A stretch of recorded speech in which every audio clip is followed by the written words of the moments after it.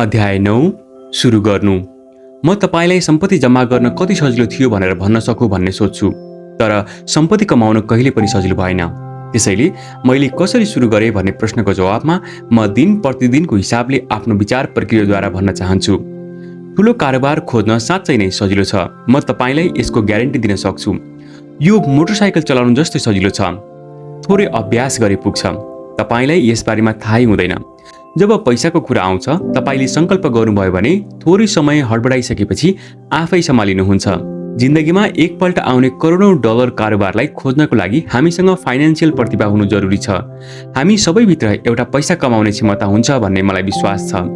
समस्या के छ भने पैसा कमाउने क्षमता लुकेको हुन्छ र त्यसलाई जगाउने आवश्यकता हुन्छ। यो क्षमता हामीभित्रै सुतिरहेको छ, किनभने हाम्रो संस्कृतिले हामीभित्र पैसाको मोह सबै कुकर्मको जड हो भन्ने संस्कार बसाइदिएको छ।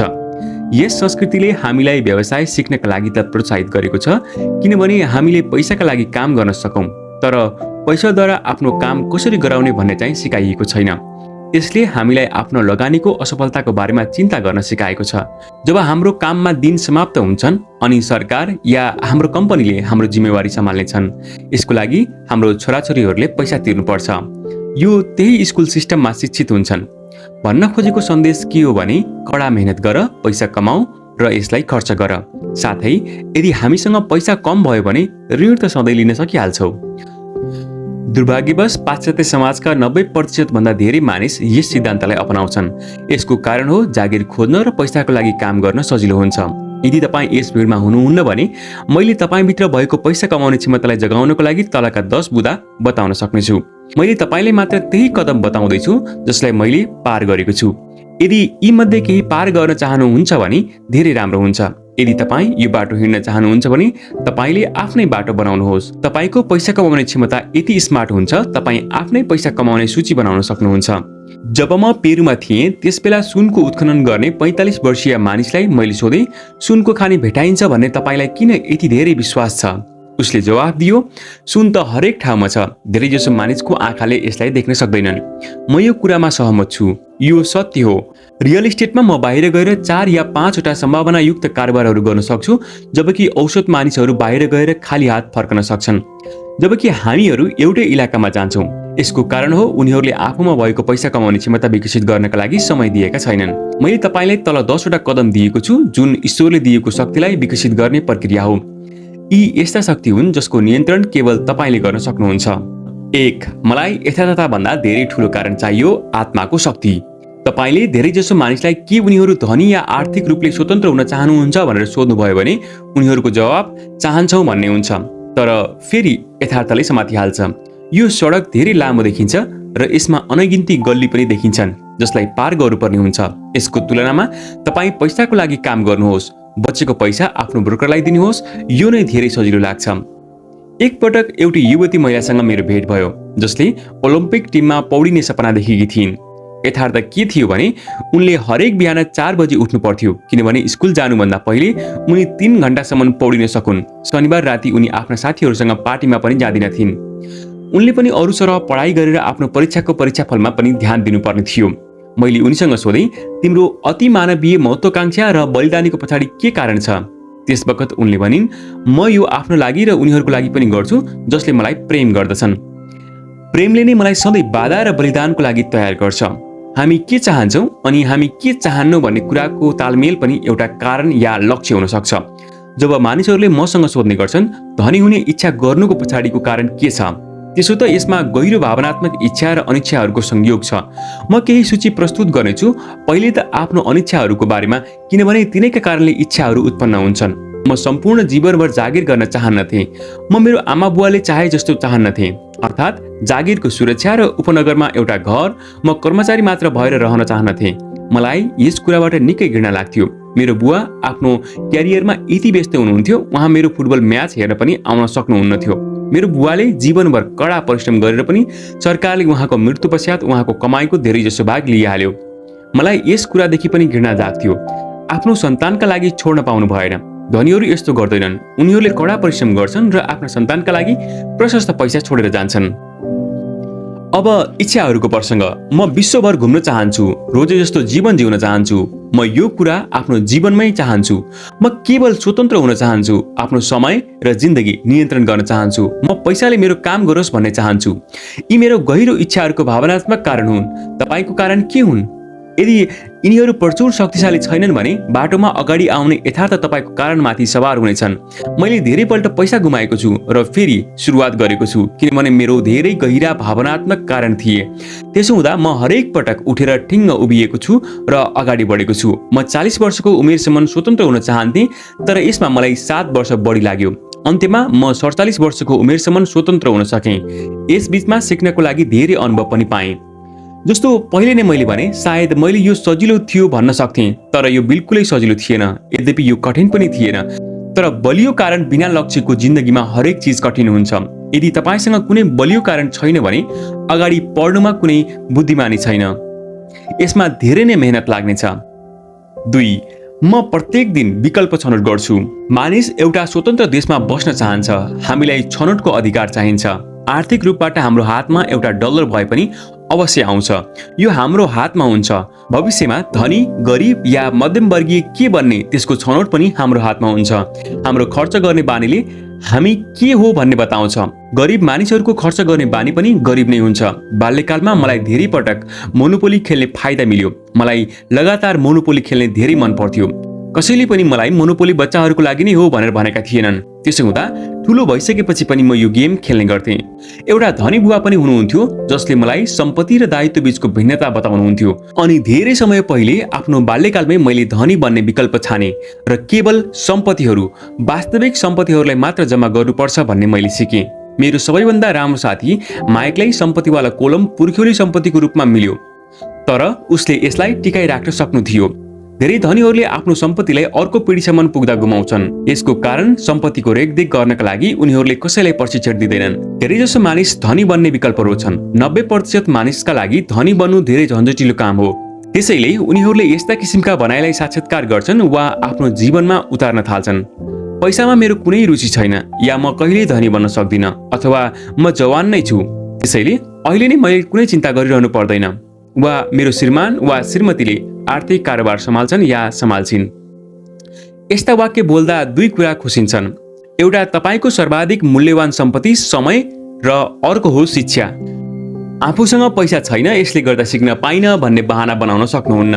तर यसको विकल्प हामीले हरेक दिन चुन्छौँ। हामीले आफ्ना समय, आफ्नो शिक्षासँगै हरेक दिन के गर्छौँ भन्ने कुरा नै विकल्प रोज्ने शक्ति हो। हामी सबैसँग विकल्प हुन्छन्। मैले धनी बन्ने विकल्प हरेक दिन रोज्छु। सर्वप्रथम शिक्षामा खर्च वा लगानी गर्नुहोस्। वास्तवमा तपाईसँग जुन एकलौटी असल सम्पत्ति छ त्यो हो तपाईको दिमाग, जुन तपाईको सबैभन्दा शक्तिशाली यन्त्र हो। मैले विकल्पको शक्तिको बारेमा भनेको छु। ठुलो भइसकेपछि हामी मध्येमा हरेकसँग हामीले आफ्नो दिमागमा के राख्छौँ भन्ने विकल्प उपस्थित हुन्छ। तपाईले पूरै दिन एमटिभी हेर्न या गल्फ म्यागजिन पढ्न सक्नुहुन्छ, सिरामिक्सको क्लासमा जान सक्नुहुन्छ या आर्थिक लगानीको योजनाबारे क्लासमा जान सक्नुहुन्छ। विकल्प तपाईले रोज्नुहुन्छ। धेरैजसो मानिसहरू निवेश किन्छन्, तर योभन्दा पहिले निवेशबारे ज्ञान हासिल गर्न अलिकति पनि पैसा खर्च गर्दैनन्। मेरी एउटी धनी महिला साथी छिन्। हालसालै उनको घरमा चोरी भयो। उनको घरबाट चोरले टिभी र भिसिआर लिएर गयो। उनको पुस्तक भने जस्ताको तस्तै छोडेर गयो। हामी सबैसँग यस्तै किसिमको विकल्प हुन्छन्। एकपल्ट फेरि दोहोऱ्याइदिउँ, 90% मानिसहरूले टिभी सेट किन्छन् र केवल 10% मानिस बिजनेसका पुस्तक या लगानी सम्बन्धी क्यासेट, चक्का वा सिडी किन्छन्। म के गर्छु? सेमिनारमा जान्छु। म यस्ता सेमिनार मन पराउँछु जुन कमसे कम 2 दिन लामो होस्, किनभने म विषयमा पूर्ण रूपले डुब्न चाहन्छु। सन् 1973 मा म टिभी हेरिरहेको थिएँ। त्यस बखत एउटा मान्छे मेरो घरमा आयो। ऊ 3 दिनदेखि सेमिनारको विज्ञापन गरिरहेको थियो र सेमिनारको विषय थियो कसरी पैसा नहुँदा पनि रियल इस्टेट किन्न सकिन्छ। मैले $385 खर्च गरेर त्यस सेमिनारको शिक्षा लिएँ, जुन मेरो लागि अति शानदार रह्यो। त्यसबाट मैले थोरैमा पनि $20 लाख कमाएँ। तर योभन्दा पनि ठुलो कुरा, यसबाट मैले नयाँ जीवन पाएँ। अब मैले जिन्दगीभर काम गर्नुपर्ने छैन। यसको कारण हो त्यो एउटा सेमिनार। म हरेक वर्ष कमसे कम यस्ता 2 वटा सेमिनारमा जान्छु। म अडियो टेपको पनि प्रेमी हुँ, कारण मैले तिनलाई तत्कालै पछाडि पार्न सक्छु। म एकपटक पिटर लन्चको टेप सुनिरहेको थिएँ, जसमा उनले केही यस्ता कुरा भने जसमा म पूर्ण रूपले असहमत थिएँ। हठी र आलोचनात्मक हुन छाडेर मैले रिमाइन्ड स्विच दबाएँ र टेपमा भएको 5 मिनेटको टुक्रालाई कमसे कम 20 पल्ट सुने, सायद अझै धेरै पल्ट।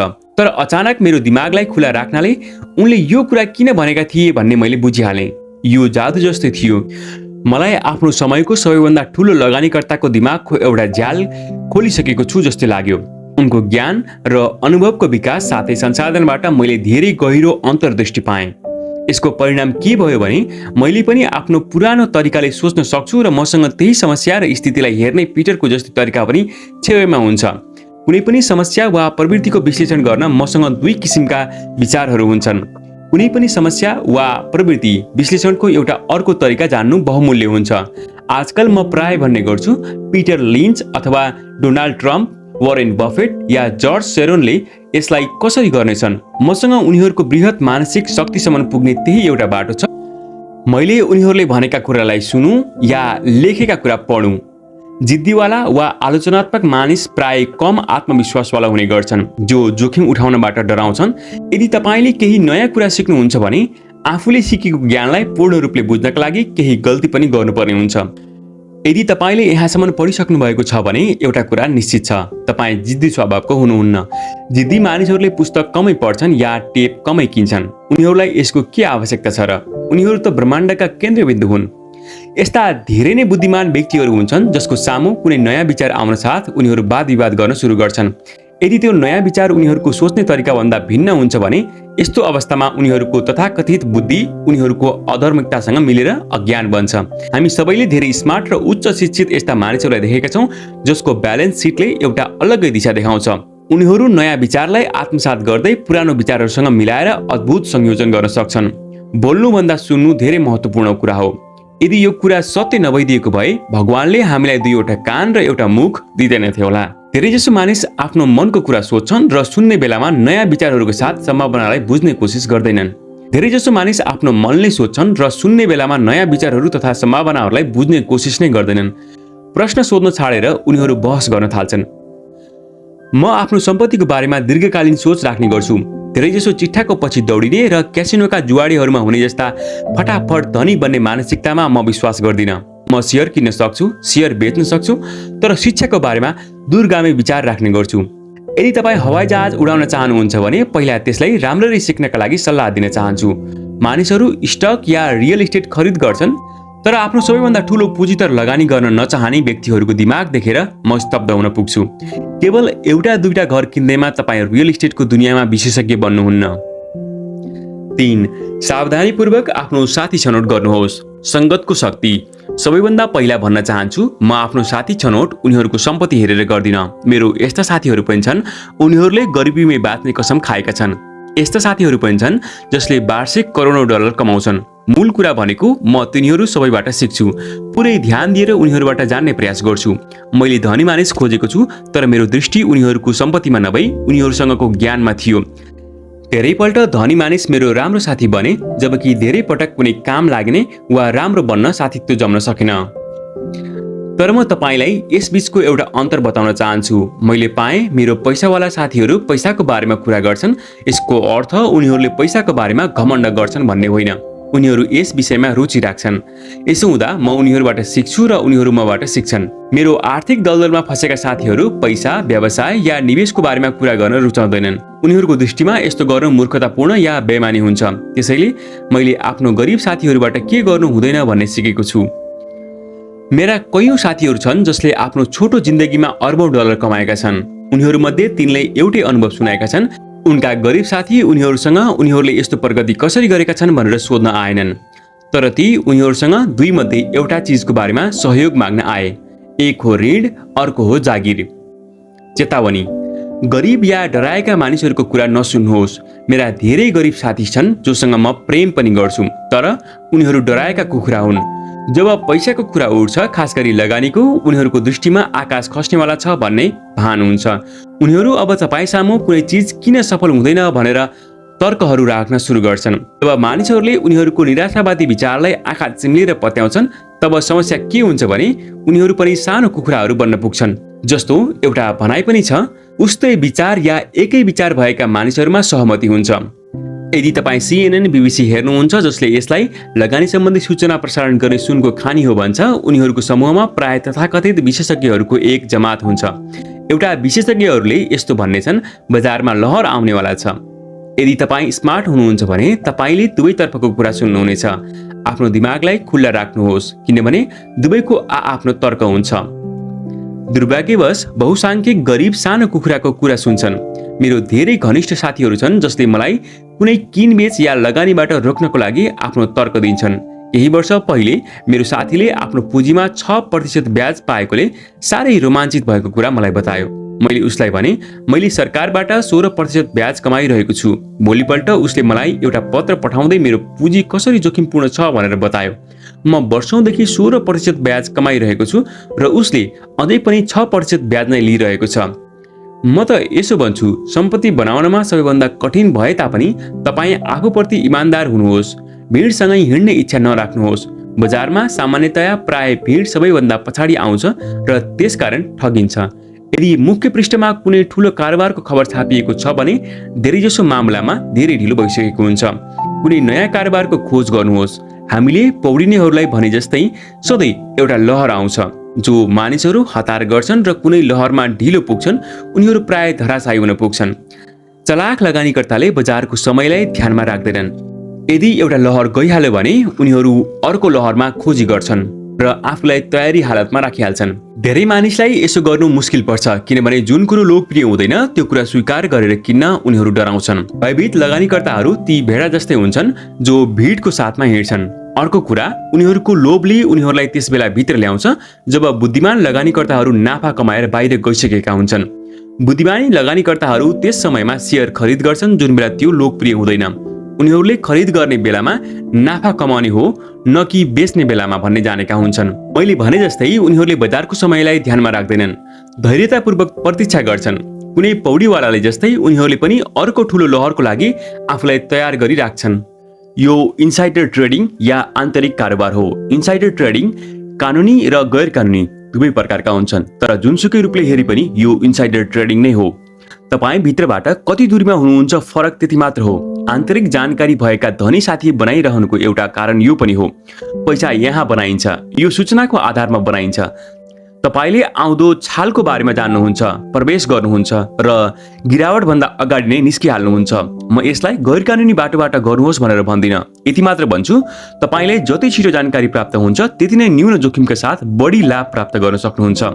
साथीहरू यसकै लागि हुन्छन्। यही नै फाइनान्सियल बुद्धि पनि हो। 4. कुनै फर्मुलाको विशेषज्ञ बन्नुहोस् र अर्को नयाँ फर्मुला सिकिहाल्नुहोस्। चाँडै सिक्ने शक्ति। जस्तो पाउरोटी बनाउनका लागि प्रत्येक बेकरसँग एउटा फर्मुला हुन्छ, चाहे त्यो उसको दिमागमा नै किन नहोस्। यो कुरा पैसा बनाउने बारेमा पनि लागू हुन्छ। त्यसो हुँदा धनलाई प्राय डो पनि भनिन्छ। हामीहरू मध्ये धेरैले एउटा भनाइ सुनेका छौं, तपाईँ त्यस्तै हुनुहुन्छ जस्तो तपाईँ खानुहुन्छ। म यो भनाइलाई अर्को तरिकाले भन्न चाहन्छु, तपाईँ त्यस्तै बन्नुहुन्छ जस्तो पढ्नुहुन्छ। अर्को शब्दमा, तपाईँ कस्तो पढ्नुहुन्छ र के सुन्नुहुन्छ भन्नेमा धेरै होशियार बन्नुहोस्, किनभने तपाईको दिमाग अति नै शक्तिशाली छ। तपाईँ जुन चीजको बारेमा सिक्नुहुन्छ त्यही बन्नुहुन्छ। उदाहरणको लागि, यदि कुकिङ सिक्नु भयो भने तपाईँ कुक बन्नुहुन्छ। यदि कुक बन्न चाहनुहुन्न भने तपाईले अरू कुनै विषय पढ्नुपर्छ। जस्तो कि एउटा स्कुल टिचर शिक्षण अध्ययन गरिसकेपछि तपाईँ प्राय शिक्षक बन्न सक्नुहुन्छ। एवं रीतले सिलसिला निरन्तर अगाडि बढ्छ। आफ्नो अध्ययनको विषय सावधानीपूर्वक रोज्नुहोस्। जब पैसाको कुरा आउँछ, धेरैजसो मानिससँग त्यही एउटा मूलभूत फर्मुला हुन्छ जुन उनीहरूले स्कुलमा सिकेका थिए। त्यो फर्मुला हो, पैसाको लागि काम गर। संसारमा सबैभन्दा लोकप्रिय फर्मुला पनि यही हो, जसको कारणले हरेक दिन करोडौं मानिस बिहान उठ्छन्, काममा जान्छन् र पैसा कमाउँछन्, कर तिर्छन्, चेकबुकमा जम्मा गर्छन्, केही म्युचुअल फन्ड किन्छन् र फेरि काममा जान्छन्। यही उनीहरूको मूलभूत फर्मुला या उपाय हो। यदि तपाईँ आफूले गरिरहेको कामबाट थाकिसक्नु भएको छ वा चाहे जति कमाउन सकिरहनु भएको छैन भने तपाईले आफ्नो पैसा बनाउने फर्मुलालाई बदलिहाल्नुपर्छ। धेरै समय पहिले म जब 26 वर्षको थिएँ, मैले सप्ताहान्तको एउटा कक्षामा भाग लिएँ जसको शीर्षक थियो कसरी रियल इस्टेट फोरक्लोजर्सलाई किन्ने। मैले एउटा फर्मुला सिकिहालेँ। अर्को कदम थियो आफूले सिकेको सिद्धान्तलाई वास्तविक जीवनमा प्रयोग गरेर हेर्नु। यहाँनिर धेरैजसो मानिस रोकिन्छन्। 3 वर्षसम्म जब मैले फोटोकपी मेसिनका लागि काम गरिरहेको थिएँ, आफ्नो खाली समयमा फोरक्लोजर्स किन्ने कलामा पंक्तिगत हुन कोसिस गर्थेँ। मैले त्यस फर्मुलाबाट कयौं डलर बनाएको छु, तर आजको समयमा यो धेरै ढिलो फर्मुला हो। फेरि पनि धेरै मानिसले यसको प्रयोग गरिरहेका छन्। एक पटक यस फर्मुलाको विशेषज्ञ भइसकेपछि मैले नयाँ फर्मुलाको खोजी गर्न थालेँ। धेरैजसो कक्षाबाट मैले नयाँ जानकारी सिधै तरिकाले पाइनँ, तर मैले सधैँ केही न केही अवश्य सिकेँ। मैले यस्ता धेरै कक्षामा भाग लिएको छु जुन केवल डेरिभेटिभ्स व्यापारीहरूको लागि आयोजित गरिएको थियो। वस्तुको छनौट र व्यापारीहरूको लागि तथा अराजकतावादीहरूको लागि आयोजित कक्षाहरूमा म पनि गएको छु। म आफ्नो सीमाबाट पूर्ण रूपले बाहिर पुगिसकेको थिएँ। एक यस्तो कोठामा थिएँ जहाँ परमाणु भौतिकी र स्पेस साइन्सको विशेषज्ञको भेट थियो। तर मैले त्यहाँ धेरै कुरा सिकेँ जसले गर्दा मेरो स्टक र रियल इस्टेटका लगानी धेरै अर्थपूर्ण र फाइदाजनक बन्यो। धेरैजसो जुनियर र सामुदायिक कलेजका आर्थिक लगानीको योजना या पारस्परिक लगानीलाई खरिद गर्ने तरिकाहरूको लागि कक्षा आयोजित गरिन्छ। सुरुवात गर्नका लागि यो धेरै उपयुक्त स्थान हो। त्यसैले म हमेशा एउटा तेज वा चुस्त फर्मुलाको खोजी गरिरहन्छु। यसकारण नियमित रूपले मैले एक दिनमा जति कमाउँछु त्यति कमाउन कयौं मानिसलाई पुरै जिन्दगी लाग्न सक्छ। एउटा अर्को कुरा, आजको जस्तो तीव्र गतिले बदलिँदो संसारमा तपाईले जति जान्नु भएको छ त्यो अर्थपूर्ण हुँदैन, किनभने प्राय आज तपाईले जति जान्नु भएको छ त्यो पुरानो साबित भइसकेको हुन्छ। तपाईले कति चाँडै सिक्नुहुन्छ त्यो महत्त्वपूर्ण हुन्छ। यो कला अनमोल छ र गतिशील फर्मुला खोज्नमा यो धेरै भर पर्दछ। पैसाको लागि कडा परिश्रम गर्नु एउटा पुरानो फर्मुला हो जुन गुफा मानवको जमानामा उत्पन्न भएको थियो। 5. आफूलाई सबैभन्दा पहिले तलब दिनुहोस्। आफूमाथि अनुशासनको शक्ति हुनुपर्छ। यदि तपाईँ आफूमाथि नियन्त्रण गर्न सक्नुहुन्न भने धनी बन्ने कोसिस पनि नगर्नुहोस्। आफूमाथि नियन्त्रण गर्न जान्नको लागि तपाईले कुनै धार्मिक संस्था वा मरिन कर्प्स जस्तो ठाउँमा जाने गर्नुपर्छ। लगानी गर्नु, पैसा कमाउनु र त्यसलाई उडाइदिनुको मात्र कुनै अर्थ रहँदैन। आफू स्वयंलाई नियन्त्रण गर्न नसक्नुले वा भनौँ आफू स्वयंमाथि अनुशासनको कमीले नै करोडौं डलरको चिट्ठा जित्ने मानिसहरू चाँडै नै कंगाल भइहाल्छन्। यो स्वयंमाथिको अनुशासनको कमी हो जसले तलब बढ्ने बित्तिकै तत्काल बजार गएर नयाँ कार किनिहाल्छन् या विदेश यात्रामा निस्किहाल्छन्। 10 बुदाहरूमध्ये कुन चाहिँ सबैभन्दा बढी महत्त्वपूर्ण छ भन्न कठिन छ, तर तपाईमा पहिलेदेखि बानी परेको छैन भने सबै पाइलाहरूमध्ये यस बुदामा विशेषज्ञता प्राप्त गर्न कठिन छ। म त यसो पनि भन्न चाहन्छु, स्वयंमाथि अनुशासनको कमी नै त्यो सबैभन्दा ठूलो कारण हो जसले मानिसहरूलाई 3 समुदायमा छुट्याउँछ: धनी, गरिब र मध्यम वर्ग। सोझो तरिकाले भन्ने हो भने जुन मानिसहरूमा आत्मसम्मानको कमी हुन्छ र जसले आर्थिक दबावहरूलाई सहन सक्दैनन् उनीहरू कहिल्यै धनी बन्न सक्दैनन्, कहिल्यै सक्दैनन्, अर्थ हुन्छ जीवनभर सक्दैनन्। पहिले भने जस्तै मैले आफ्नो धनी बुवाबाट दुनियाँले हामीलाई यताउता धकेलिदिन्छ भन्ने शिक्षा सिकेको थिएँ। त्यसको कारण यो होइन कि सबै बलिया गुण्डा हुन्छन्, बरु उनीहरू आन्तरिक नियन्त्रण र अनुशासनको कमी हुन्छ। जुन मानिसहरूमा आन्तरिक सहनशक्तिको कमी हुन्छ उनीहरू प्राय ती मानिसहरूको शिकार हुन्छन् जसमा आत्मअनुशासन हुन्छ। म जब व्यावसायिक कक्षाहरूमा पढाउँछु मानिसहरूलाई बारम्बार याद दिलाउने गर्छु, तपाईहरूले आफ्नो सामान वा सेवामा ध्यान केन्द्रित गर्नुहोस्, बरु व्यवस्थापनको कलामा आफ्नो ध्यान केन्द्रित गर्नुहोस्। आफ्नो स्वयंको व्यवसाय सुरु गर्नका लागि 3 सर्वाधिक महत्त्वपूर्ण व्यवस्थापन दक्षताहरू छन्। 1. नगद प्रवाहको व्यवस्थापन। 2. मानिसहरूको व्यवस्थापन। 3. व्यक्तिगत समय व्यवस्थापन। म भन्छु यी 3 दक्षताहरूको केवल व्यवसाय सुरु गर्नेहरूको लागि मात्र होइन, सबै कामका लागि आवश्यक छन्। यी तीनैले तपाईको जीवनशैलीमा महत्त्वपूर्ण भूमिका निभाउँछन्, जस्तो कि व्यक्तिगत रूपमा, परिवारको सदस्यको रूपमा, व्यवसायको रूपमा वा कुनै धार्मिक संगठन, शहर या देशमा। यी सबै दक्षता आत्मअनुशासनको साधनबाट बढ्न जान्छन्। आफूलाई सबैभन्दा पहिले भुक्तान गर्नुहोस्।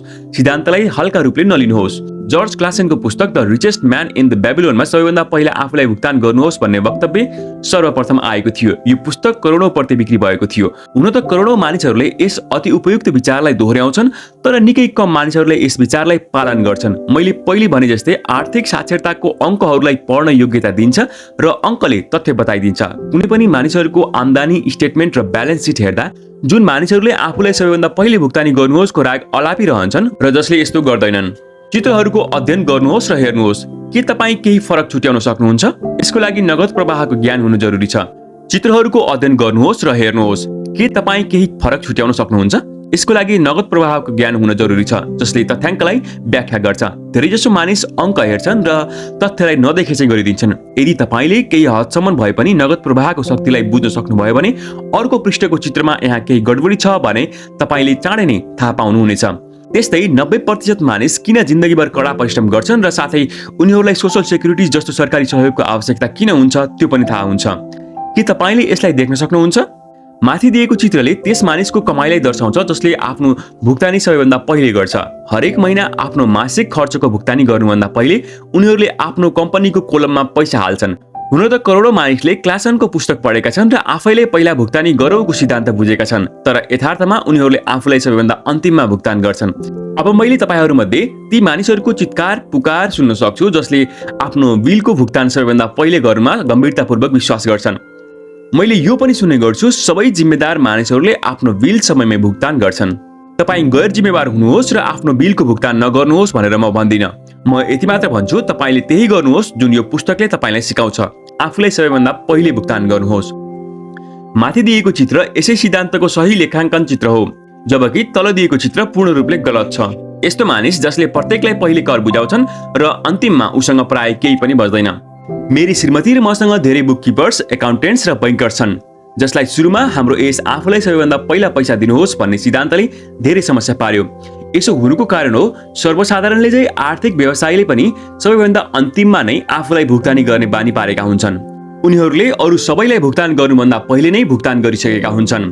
मेरो जीवनमा यस्ता महिना पनि आएका छन् जब कुनै कारणले मेरो नगद प्रवाहको मेरो बिलहरू भन्दा निकै कम रहेको छ, तर पनि मैले आफूलाई सबैभन्दा पहिले पैसा दिएँ। मेरो एकाउन्टेन्ट्स र बुककिपर्सहरू कराउन थाले।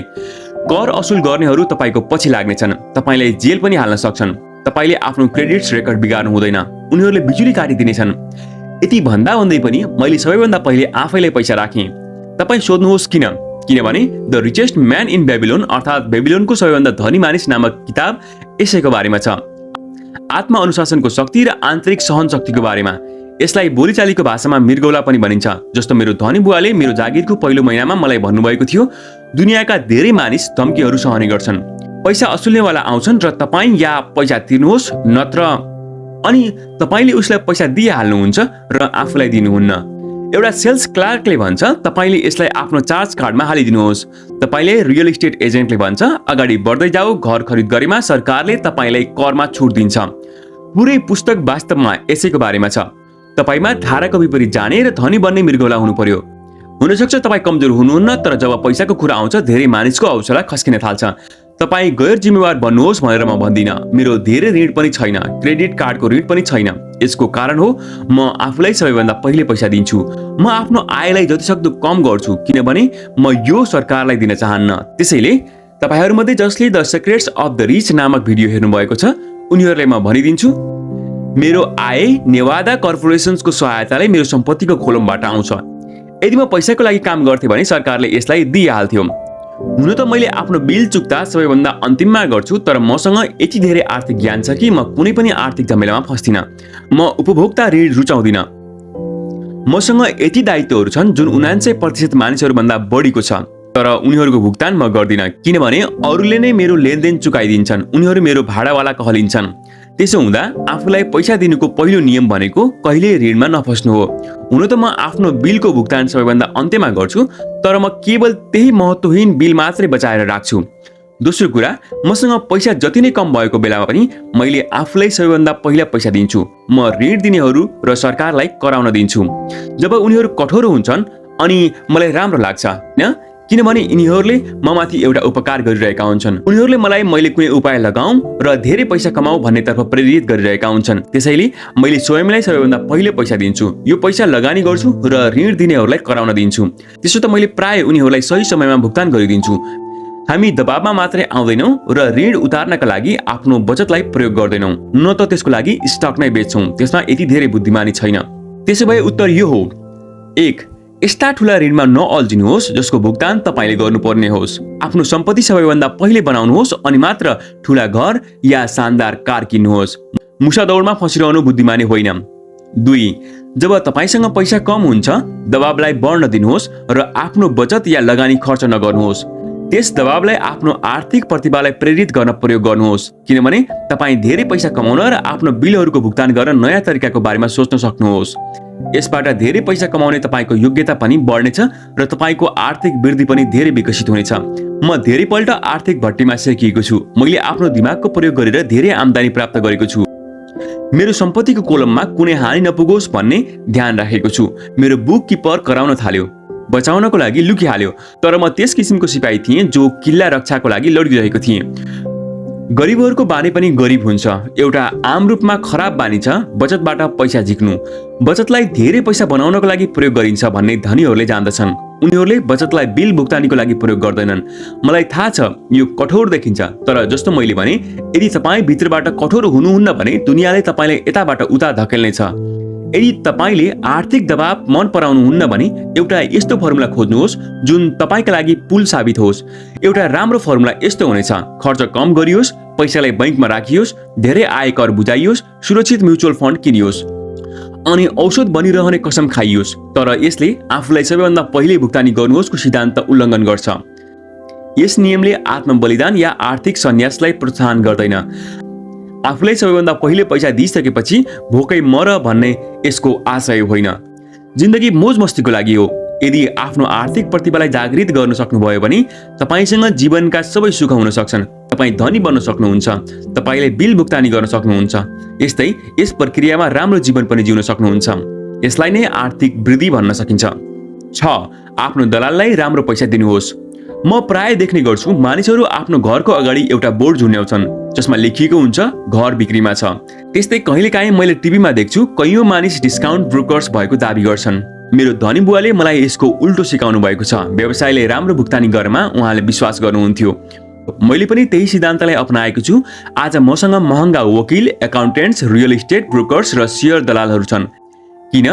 किनभने यदि मेरो साँच्चीकै सोचाइ मुताबिक साथै मानिसहरू व्यावसायिक हुन् भने उनीहरूको सेवाबाट तपाईले पैसा पाउनुपर्छ। अनि उनीहरूले जति धेरै पैसा कमाउँछन् तपाईले पनि त्यति नै धेरै पैसा कमाउनुहुनेछ।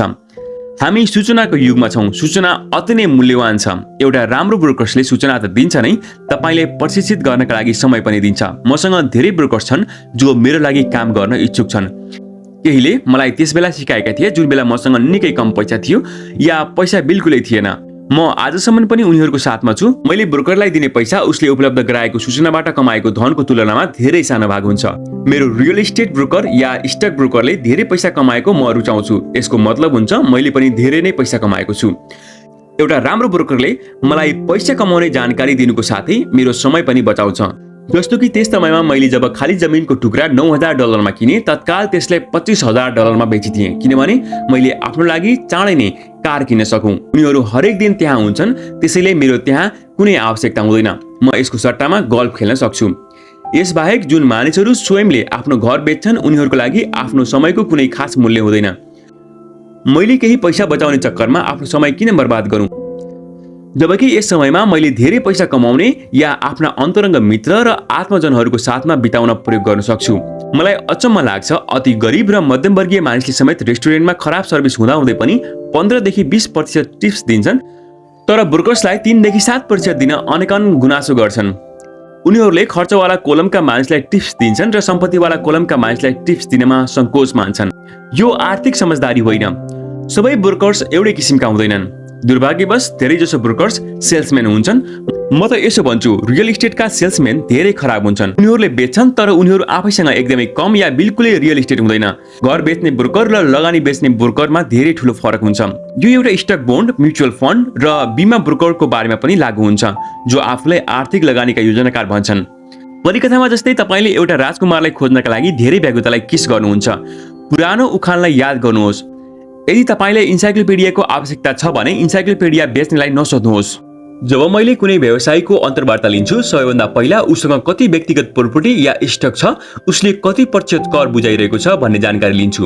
म आफ्नो कर, अटर्नी र एकाउन्टेन्ट्सको बारेमा पनि यही गर्छु। मेरो एउटी एकाउन्टेन्ट साथी छिन् जसले आफ्नो कामसँग मात्र चासो राख्छिन्। उनको पेसा हुनलाई त एकाउन्टेन्ट्स हो, तर उनको काम रियल इस्टेटको हो।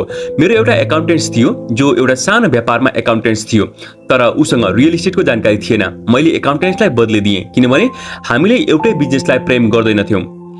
यस्तो ब्रोकर खोज्नुहोस् जसले तपाईको सर्वश्रेष्ठ हितलाई ध्यान राखोस्।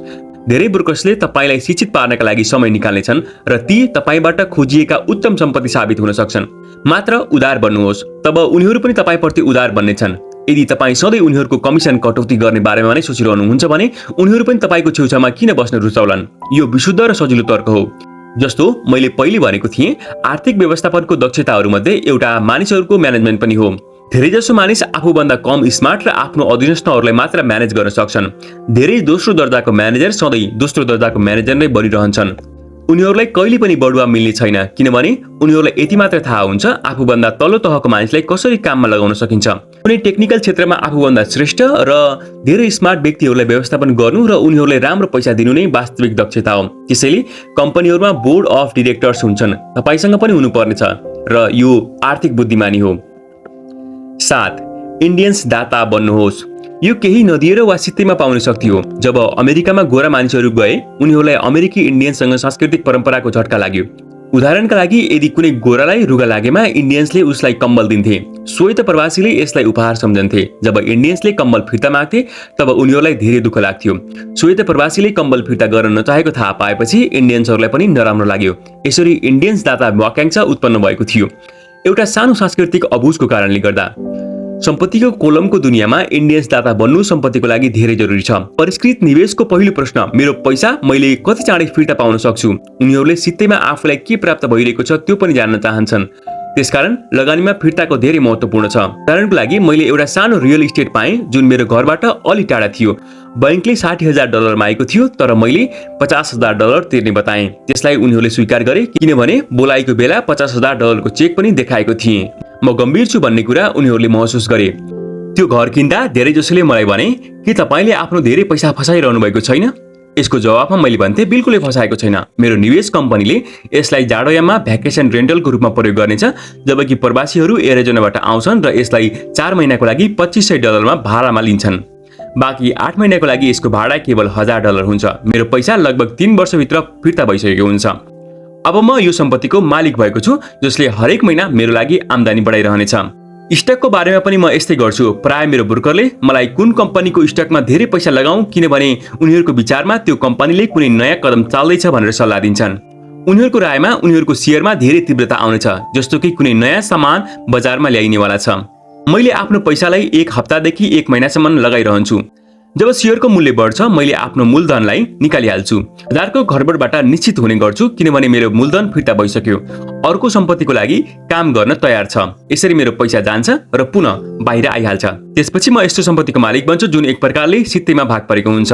यो पनि साँचो हो, मैले धेरैपल्ट पैसा गुमाएको छु, तर म यति नै पैसाले खेल खेल्छु जति नोक्सान मैले सहन सक्छु। म अर्को कुरा पनि भन्छु, औसत 10 लगानीहरू मध्ये मलाई 2 या 3 मा धेरै फाइदा हुन्छ, त्यस्तै 5 या 6 मा सामाको सामा हुन्छ। 2 या 3 मा घाटा पनि खान्छु, तर मैले आफ्नो नोक्सानलाई त्यति नै पैसामा सीमित गर्छु जति त्यसबेला मसँग हुन्छ। जुन मानिसहरू जोखिमलाई घृणा गर्छन् उनीहरूले आफ्नो पैसालाई बैंकमा राखिदिन्छन् र दीर्घकालीन रूपमा उनीहरूको बचत केही नहुनुभन्दा राम्रो हुन्छ। तर तपाईलाई आफ्नो पैसा फिर्ता निकाल्न धेरै नै लामो समय लाग्छ। धेरैजसो मामिलामा त तपाईले यसको साथमा केही पनि सित्तैमा पाउनुहुन्न। पहिला त उनीहरूले टोस्टर दिने गर्थे, तर हिजो आज यस्तो पाइँदैन। मेरो हरेक लगानीमा एउटा न एउटा चीज त सित्तैमा हुनै पर्छ। एउटा सानो रियल इस्टेट, एउटा मिनी स्टोरेज, खाली जमिनको टुक्रा, घर, स्टक शेयर वा अफिस बिल्डिङ। साथै जोखिम पनि सीमित हुनुपर्छ। यस विषयमा यति धेरै पुस्तक लेखिएका छन्, त्यसकारण म यतापट्टि पनि जान चाहन्न। मैकडोनाल्डको प्रसिद्ध रे कर्कले ह्यामबर्गर फ्रेन्चाइजी यसकारण बेच्दैनथे किनभने उनलाई ह्यामबर्गर प्रति माया थियो, बरु यसकारण बेचे उनलाई फ्रेन्चाइजीको साथमा आउनेवाला रियल इस्टेट सित्तैमा मिल्थ्यो। त्यसैले बुद्धिमानी लगानीकर्ताहरूले ब्याजको दर भन्दा पनि धेरै चीजको ध्यान राख्नुपर्छ। तपाईको पैसा फिर्ता भइसकेपछि तपाईसँग के सम्पत्ति आउँछ यो पनि महत्त्वपूर्ण छ। यही नै आर्थिक समझदारी हो। 8.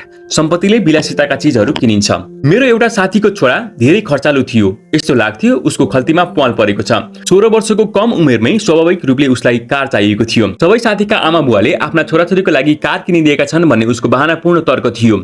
यो केटाले आफ्नो बचत पैसा निकालेर नगदमा कार किन्न चाहन्थ्यो। यस अवस्थामा उसको बुवाले मसँग सल्लाह मागे, यस विषयमा तपाईँ के भन्नुहुन्छ? मैले उसको कुरा मानौं या अरूले जस्तै उसलाई कार किनिदिउँ? जवाफमा मैले भने, केही समयको लागि त ठिकै छ, तर लामो समयको लागि तपाईले उसलाई के सिकाउन सक्नुहुन्छ? के तपाईले आफ्नो छोराको इच्छापूर्तिबाट उसलाई केही सिक्नका लागि प्रेरित गर्न सक्नुहुन्छ? अचानक उनको मुहार चम्कियो र तुरुन्तै घरतिर हिँडिहाले। 2 महिनापछि उनको र मेरो फेरि भेट भयो। मैले सोधेँ, के तपाईको छोराले नयाँ कार पायो त? उसले पाएन। म घर गएँ र उसलाई कारको लागि $3000 दिएँ। मैले उसलाई भने, तिमीले आफ्नो कलेजको पैसा नचलाई मेरो पैसाको उपयोग गर।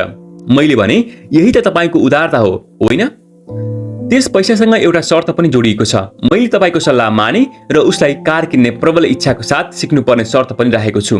शर्त के हो? मैले सोधेँ। पहिले त हामीले तपाईको नगद प्रवाह गेमको सहारा लियौं। हामीले यसलाई खेल्दै पैसाको समझदारीपूर्वक प्रयोगको बारेमा लामो विचार विमर्श गर्यौं। त्यसपछि मैले उसलाई वाल स्ट्रिट जर्नलको सदस्यता पनि दिलाइदिएँ। स्टक मार्केट सम्बन्धी केही पुस्तक पनि दिलाएँ। त्यसो भए समस्या कहाँ थियो? मैले उसलाई भने $3000 उसको हो, तर उसले यसबाट सिधै कार किन्न सक्दैन। उसले यसबाट स्टक किन्ने र बेच्ने गर्न सक्छ, आफ्नो ब्रोकर खोज्न सक्छ। एकपल्ट उसले यो $3000 लाई $6000 बनाउन सक्छ भने मात्र आफ्नो कार किन्न सक्छ। बाँकी $3000 उसको कलेजको फन्डमा जानेछ। मैले सोधेँ यसको परिणाम कस्तो निस्कियो। ऊ सुरुमा त भाग्यमानी निस्कियो, तर केही दिनपछि उसले आफ्नो नाफाको सारा रकम गुमाइदियो अनि उसले साँच्चैकै रुचि लिन थाल्यो। आज चाहे ऊ $2000 घाटामा होस्, तर उसको रुचि धेरै बढेको छ। उसले मैले किनेर दिएको सबै पुस्तक पढिरहेको छ र अरू धेरै पुस्तकको खोजीमा छ। ऊ पुस्तकालय पनि गएको थियो। उसले रुचिका साथ वाल स्ट्रिट जर्नल पढ्छ, सूचाङ्कहरूमा नजर राख्छ र एमटिभीको सट्टामा सिएनबी हेर्छ। उसँग मात्र $1000 बचेको थियो, तर उसको रुचि र ज्ञानले आकाश छोइरहेको छ। उसलाई थाहा छ यदि उसले यो पैसालाई गुमाएमा फेरि उसले 2 वर्षसम्म आफ्नै खुट्टामा उभिएर अगाडि बढ्नुपर्छ। तर उसलाई यसको कुनै खास चिन्ता छैन। अब उसलाई कार प्राप्त गर्नमा कुनै रुचि छैन, किनभने उसलाई धेरै आनन्द मिल्ने एउटा खेल मिलेको छ। यदि उसले सबै पैसा हार्यो भने के हुन्छ? मैले सोधेँ। जब हार्छ तब हेरौँला। म त उसले अहिले नै सबै पैसा गुमाओस् भन्ने चाहन्छु। हाम्रो उमेरसम्म पुगेर सबै पैसा हार्नु भन्दा त अहिले नै हार्नु धेरै राम्रो हुन्छ। यसो भयो भने उसले शिक्षामा खर्च गरेको यो सर्वश्रेष्ठ $3000 भनेर मैले भन्नेछु, जुन उसले अहिले सिकिरहेको छ। त्यो जिन्दगीभर उसको लागि काम लाग्नेछ र उसले पैसाको शक्तिको सम्मान गर्न पनि सिकेको छ। मलाई लाग्छ अब उसको खल्तीमा प्वाल बन्द भइसकेको छ। जस्तो मैले स्वयंले सबैभन्दा पहिले पैसा दिनुहोस् वाला खण्डमा भनेको थिएँ, यदि कुनै मानिसले आत्मअनुशासनको शक्ति प्राप्त गर्न सक्दैन भने उसले कहिले पनि धनी बन्ने कोसिस नगर्नु नै धेरै राम्रो हुनेछ। सैद्धान्तिक हिसाबले सम्पत्तिको कोलमबाट नगद प्रवाह विकसित गर्ने प्रक्रिया सजिलो देखिन्छ, तर यसमा पैसालाई दिशा दिने मानसिक शक्ति जुन आवश्यकता हुन्छ कठिनपूर्ण लाग्छ। बाहिरी आकर्षण र प्रलोभनको कारण आजको खरिदारी दुनियाँमा पैसालाई उडाइदिन धेरै सजिलो हुन गएको छ। कमजोर मानसिक शक्तिको कारणले नै त्यो पैसा सबैभन्दा कम प्रतिरोधको बाटोमा बग्छ। यही नै गरिब र आर्थिक सङ्घर्षको कारण हो। मैले आर्थिक ज्ञानको यही सूचाङ्कहरूको उदाहरण यसकारण दिएँ किनभने पैसाबाट धेरै कमाउने योग्यतालाई सिक्न सकियोस्। यदि हामीले 100 मानिसलाई वर्षको सुरुमा $10,000 दियौँ भने वर्षको अन्त्यमा त्यसको परिणाम कस्तो हुन्छ? हेरौँ है त। 80 जनासँग केही पनि बच्ने छैन। वास्तवमा कयौं त धेरै ऋणमा थिचिएका होलान्, किनभने उनीहरूले नयाँ कार, फ्रिज, टिभी, VCR या छुट्टी मनाउनको लागि पैसा बाँडेका होलान्। 16 जनाले त्यस $1000 को 5 देखि 10% बढाएका होलान्। 4 जनाले यसलाई $20,000 या लाखौं डलरसम्म बढाएका होलान्। हामी कुनै व्यवसाय सिक्नका लागि स्कुल जान्छौँ किनभने पैसाको लागि काम गर्न सकौँ। मेरो विचारमा पैसाबाट आफ्नो लागि काम लिन सक्नु पनि महत्त्वपूर्ण हुन्छ। म पनि हरेक मानिसले जस्तै विलासिताका वस्तुलाई फ्रेम गर्छु। फरक के छ भने धेरैले ऋण लिएर विलासिताका वस्तुहरू किन्छन्। यो छिमेकीसँग देखासेकी टार्ने जाल हो। जब म कार किन्न चाहन्थेँ तब सजिलो उपाय मैले आफ्नो बैंकरलाई बोलाएर ऋण लिन्थेँ, तर मैले दायित्वको कोलमलाई बढाउन छोडेर सम्पत्तिको कोलममा ध्यान केन्द्रित राखेँ। अब त मलाई आफ्नो खर्चको इच्छाबाट प्रेरित हुने बानी परिसकेको छ, जसबाट कसरी आन्तरिक पैसा जुटाउन सकूँ भन्ने जानकारी मिल्छ। आजभोलि प्राय हामी इच्छित चिजहरू किन्न ऋण लिनमा ध्यान केन्द्रित गर्छौं र पैसा बनाउनमा ध्यान केन्द्रित गर्दैनौं। यो तरिका केही समयको लागि त सजिलो छ, तर लामो समयमा साबित हुन्छ। यो एउटा यस्तो खराब बानी हो जुन हामी मान्छेको र राष्ट्रको रूपमा पनि छ। याद राख्नुहोस्, सजिला बाटाहरू प्राय मुस्किल बन्न पुग्छन् र मुस्किल बाटा प्राय सजिला बन्न पुग्छन्। जति चाँडो तपाईले आफू र आफ्ना प्रियजनहरूलाई पैसाको शासनको रूपमा प्रशिक्षित गर्न सक्नुहुनेछ, त्यति नै तपाईको लागि राम्रो हुनेछ। पैसा धेरै ठूलो शक्ति हो। दुर्भाग्यवश मानिसहरू पैसाको शक्तिलाई आफ्नो विरोधमा प्रयोग गर्छन्। यदि तपाईमा पैसाको ज्ञानको कमी छ भने पैसाले तपाईमाथि शासन गर्छ। पैसा तपाईभन्दा बढी स्मार्ट बन्छ। पैसा तपाईभन्दा बढी स्मार्ट बन्छ। यदि पैसा तपाईभन्दा धेरै स्मार्ट बन्न पुग्यो भने तपाईले यसका लागि जीवनभर काम गरिरहनु पर्ने हुन्छ। पैसामाथि शासन गर्नका लागि तपाईले यो भन्दा धेरै स्मार्ट बन्नु पर्नेछ। त्यसपछि पैसाले त्यही गर्नेछ जो तपाईले गर्ने आदेश दिनुहुन्छ। यसले तपाईको आज्ञाको पालन गर्नेछ। पैसाको गुलाम हुनुको सट्टा तपाई यसको मालिक हुनुहुनेछ। यही आर्थिक बुद्धिमानी हो। 9. नायकहरूको आवश्यकता। जब म सानो थिएँ, बिली मेज, ह्याङ्किङ आरन, योगी बाराको धेरै ठूलो प्रशंसक थिएँ। उनीहरू मेरा आदर्श थिए। लिटल लिग खेलिरहेको बच्चाहरूको रूपमा म उनीहरू जस्तै हुन चाहन्थेँ। मैले उनीहरूको बेसबल कार्ड पनि साँचेर राखेको थिएँ।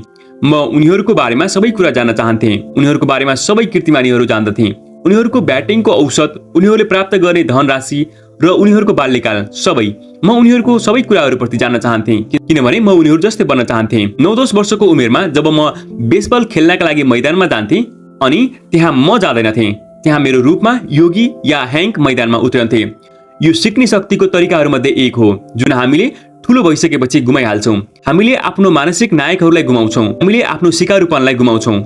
आज मैले आफ्नो घरको नजिकै साना बच्चाहरूले बास्केटबल खेलिरहेको देख्छु। कोर्टमा उनीहरू साना नानीहरू हुँदैनन्। उनीहरू त माइक जोर्डन, सर चार्ल्स या क्लाइड हुन्छन्। आदर्श नायकहरूको नक्कल गर्नु ज्ञान प्राप्त गर्ने साँचो र सशक्त तरिका हो। त्यसैले जब ओजी सिम्पन जस्तै नायकहरू बदनाम भए भने अति नै चिच्याहाट र कोलाहल मचिन्छ। यो कुनै कानुनी कारबाही भन्दा बढी हुन्छ। यो एउटा आदर्श नायकहरू गुमाउनु जस्तो हुन्छ। त्यस्तै बन्ने सपना सानैदेखि साचेका हामीले अचानक त्यस मानिसलाई आफ्नो जिन्दगीदेखि निकाल्नु पर्ने हुन्छ। जब म ठुलो भएँ मेरो आदर्श नायक फेरिए। मेरो आदर्श नायकहरूमा Donald Trump, Warren Buffett, Peter Lynch, George Soros र जिम रोजर्स पनि हुन्। ठुलो भइसकेपछि मैले उनीहरूको आँकडा त्यसरी नै जान्दछु जसरी मेरो बाल्यकालमा बेसबल हिरोहरूको आँकडा जान्दथे। जब वारेन बफेट लगानी गर्छन् म त्यसको अनुसरण गर्छु। बजारको बारेमा उनको दृष्टिकोण सबै पढ्ने कोसिस पनि गर्छु। म पीटर लिन्चको पुस्तक यसकारण पढ्छु किनभने स्टक चुन्ने उनको तरिकाहरूलाई बुझ्न सकूँ। मैले डोनाल्ड ट्रम्पको बारेमा यसकारण पढ्छु किनभने उनले कसरी कारोबार गर्छन् भन्ने जान्न सकूँ।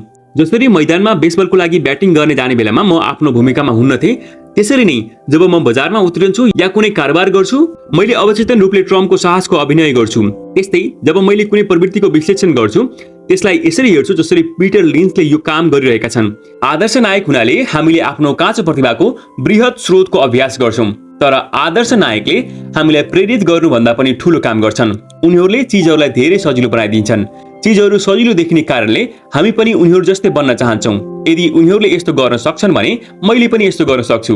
जब निवेशको कुरा आउँछ धेरैजसो मानिसले यसलाई धेरै कठिन ठान्दछन्। यस्तो सोच्न थालेर उनीहरूले आदर्श नायकहरूको खोजी गर्नुपर्छ जसले यसलाई सजिलो बनाइदिन्छन्। 10 सिकाउनुहोस् अनि तपाईलाई प्राप्त हुनेछ। मेरो दुवै बुवा शिक्षक हुनुहुन्थ्यो। मेरो धनी बुवाले मलाई एउटा यस्तो उपाय सिकाउनु भयो जुन मेरो जीवनभर चलिरहेको छ। यो उपाय थियो परोपकार गर्नु या दिनु। मेरो पढेलेखेका बुवाले आफ्नो समय र ज्ञानबाट अरूलाई धेरै दिनुभयो, तर सायद कहिले पनि आफ्नो पैसा दिनु भएन होला। जस्तो मैले पहिले नै भनिसकेको छु, उहाँले सामान्यतया भन्ने गर्नुहुन्थ्यो म तब दिन्छु जब मसँग केही अतिरिक्त धन हुनेछ, तर उहाँसँग कहिले पनि अतिरिक्त धन हुँदैन थियो। मेरो धनी बुवाले पैसा पनि दिनुभयो, शिक्षा पनि। उहाँले आफूले दिने सिद्धान्तमा पूर्ण विश्वास गर्नुहुन्थ्यो। यदि तपाईलाई केही चाहिएको छ भने तपाईले पहिले केही दिनु आवश्यक छ। उहाँले सधैँ भन्ने गर्नुहुन्थ्यो जब उहाँको हात खाली हुन्थ्यो त्यति बेला पनि उहाँले आफ्नो चर्च या मन परेको धार्मिक संस्थालाई दान दिनुहुन्थ्यो। यदि मैले तपाईसामु कुनै विचार छोड्न चाहन्छु भने त्यो विचार यही हुनेछ। कुनै पनि बेला जब तपाईलाई कुनै चीजको कमी या आवश्यकता महसुस भयो भने पहिले त्यस चीजलाई दिइहाल्नुहोस्। त्यो पछि बाल्टिनमा भरिएर तपाईसामु फर्केर आउनेछ। यो पैसा, मुस्कुराहट, प्रेम, साथीत्व सबैको बारेमा लागू हुन्छ। मलाई थाहा छ कुनै पनि मानिसले यसो गर्न चाहदैन, तर मैले यसो गरेको छु र यसबाट फाइदा पनि लिएको छु। मलाई विश्वास छ आदान प्रदानको सिद्धान्त सही छ। यसो हुँदा म ती चीजहरू दिने गर्छु जुन मलाई चाहिएको हुन्छ। मलाई पैसा चाहिएको छ त्यसैले मैले पैसा दिन्छु। त्यसपछि यो कैयौं गुणा भएर मेरो सामु फिर्ता आउनेछ। मैले बिक्री बढाउन चाहन्छु त्यसैले कुनै अर्को मानिसको केही बेच्नमा सहयोग गरिदिन्छु। जब मेरो बिक्री बढिहाल्छ म सम्पर्क बढाउन चाहन्छु र मैले अरू कसैलाई सम्पर्क बढाउन मद्दत गरिदिन्छु। जादु सरह मेरो पनि सम्पर्क बढ्न थाल्छ। मैले वर्षौं पहिले एउटा भनाइ सुनेको थिएँ, ईश्वरलाई केही चाहिँदैन तर मनुष्यहरूले दिनुपर्छ। मेरो धनी बुवाले प्राय भन्ने गर्नुहुन्थ्यो गरिबहरू धनीहरू भन्दा धेरै लोभी हुन्छन्। उहाँले यसलाई प्रश्न पार्दै भन्नुभयो यदि कुनै मानिस धनी छ भने उसले अरूबाट चाहना गरिएको केही चीजहरू दिइरहेको छ। मेरो जीवनमा मेरो तमाम वर्षहरूमा जब कुनै बेला पनि मलाई पैसाको कमी या आवश्यकता महसुस हुन्छ भने मैले पहिला आफ्नो मनलाई गहिरिएर म के चाहन्छु भनेर बुझ्छु। त्यसपछि यसलाई दिने फैसलामा पुग्छु र जब मैले यसलाई दिन्छु तब सधैँ यो आफैतिर फर्केर आइरहेको हुन्छ। यसले मलाई त्यस मानिसको कथाको याद दिलाउँछ जसले जाडोको चिसो रातमा दाउरा लिएर बसेको छ र सामुन्नेको बिस्तारै बलिरहेको चुलोलाई चियाउँदैछ। जब तिमीले मलाई तातो दिनेछौ तब मैले ल्याएको केही दाउरा भित्र जोड्नेछु। अनि जब पैसा, प्रेम, सुख, बिक्री र सम्पर्कको कुरा आउँछ तर हरेक मानिसले यही कुरा याद राख्नुपर्ने हुन्छ। जो तपाईँ चाहनुहुन्छ पहिले तपाईले त्यसलाई दिनुहोस्, तब यो धेरै गुणा बढेर तपाईतर्फ नै फर्कनेछ। यद्यपि केवल म के चाहन्छु भने सोच्ने र यसलाई अरू कसैलाई कसरी दिन सकिन्छ भन्ने प्रक्रियाले म भित्र उदारताको ज्वार आउन थाल्छ। कुनै बेला मानिसहरू मलाई देखेर मुस्कुराइरहेका छैनन् भने तब म आरामले मुस्कुराउँदै हेलो भन्न सुरु गरिहाल्छु। तब जादुले चाहिँ मेरो छेउछाउमा अचानक मुस्कुराउने मानिसहरू जम्मा हुन थाल्छन्। तपाईको दुनिया केवल तपाईको दर्पण हो भन्ने कुरा साँचो हो। त्यसैले नै म भन्छु सिकाउनुहोस् र तपाईले पाउनुहुनेछ। मेरो अनुभवमा मैले सिक्नेहरूलाई जति गम्भीरताले जति धेरै सिकाउँछु मैले पनि त्यति नै धेरै सिक्छु। यदि तपाईँ पैसाको बारेमा सिक्न चाहनुहुन्छ भने यसबारे अरू कसैले सिकाउनुहोस्। यस्तो गर्नाले तपाईको दिमागमा धेरै नयाँ विचार र फर्मुलाहरूको बाढी आउनेछ।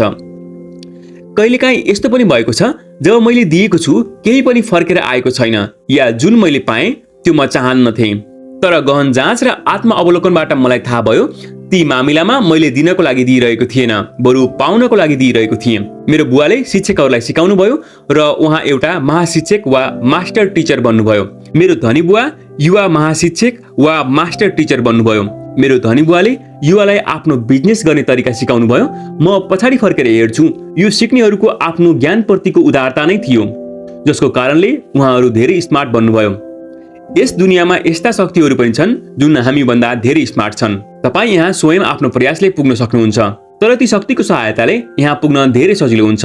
तपाईँले गर्नुपर्ने यति मात्र छ, तपाईँ उदार हुनुहोस्, त्यसपछि ती शक्ति पनि तपाईँप्रति उदार हुनेछन्।